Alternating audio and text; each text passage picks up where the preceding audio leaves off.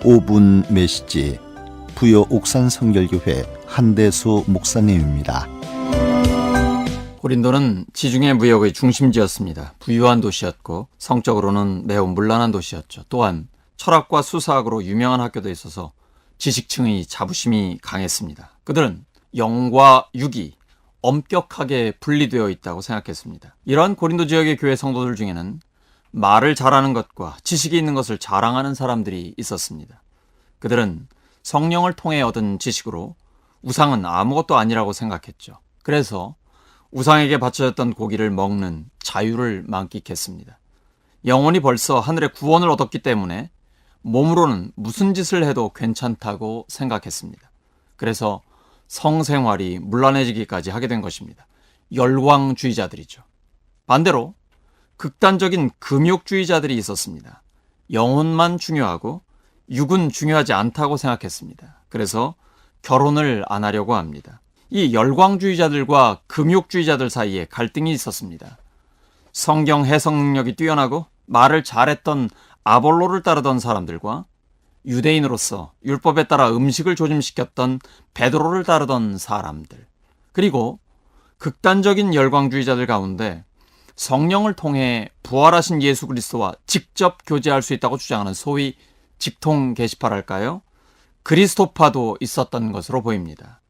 다양한 성령의 은사가 나타나는데 절제가 안 돼요. 또한 고린도 교회에는 신앙의 방식에 따른 파벌이 있었습니다. 유대인들은 표적을 구합니다. 보아야 믿을 수 있다고 주장하는 사람들이 있었습니다. 헬라인들은 지혜를 찾습니다. 고린도 교회에 이런 분쟁이 있다는 소식을 듣고 바울은 고린도 전서를 보낸 것입니다.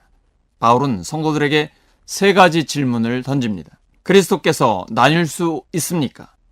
바울이 여러분을 위해 십자가에 못 박혔습니까?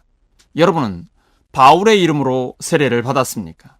이 질문들에 명확한 답을 갖고 있으면 교회는 나뉠 수 없습니다.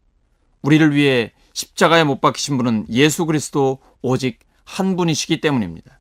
그리고 세례의 의미는 우리를 위해 죽으시고 부활하신 예수님과 연합하는 것이기 때문이죠.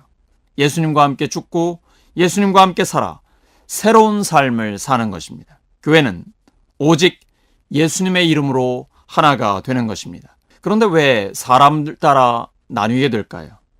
오직 예수님의 이름으로, 오직 복음으로 교회는 하나가 되어야 합니다.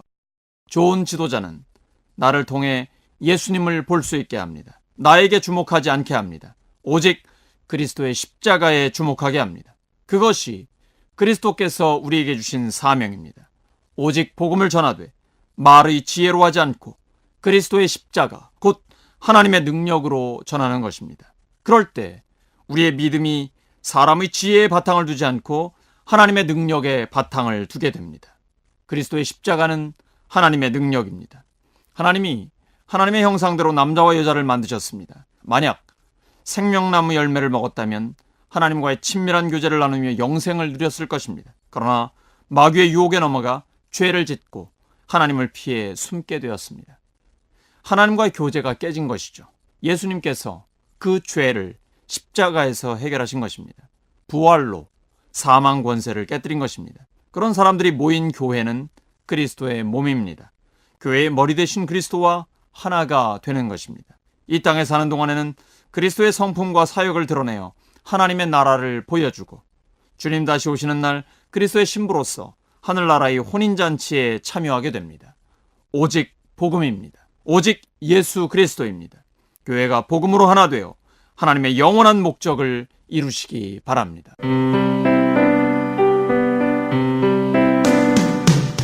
5분 메시지 부여 옥산 성결교회 한대수 목사님이었습니다.